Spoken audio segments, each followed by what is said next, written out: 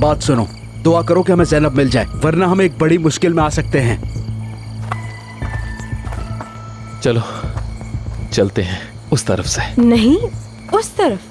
तुम्हें तो यकीन नहीं था?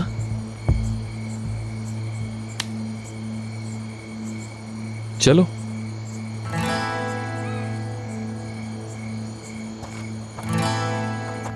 अब क्या करेंगे हम?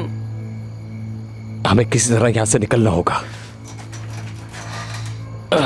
ये मुमकिन नहीं है, ये कैसे कर सकते हैं हम?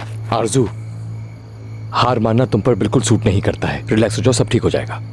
हाँ, सही कह रहे हो तुम अपने हाथ को जरा नीचे खींचो। क्या मुसीबत है? नहीं निकल रहा। हाथ को निकालने की कोशिश करो। रुको। बहुत ही ज्यादा टाइट है ये। रुको रुको।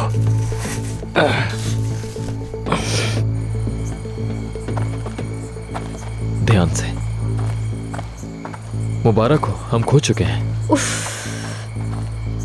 चलो उस तरफ चलते हैं, एहतियात से।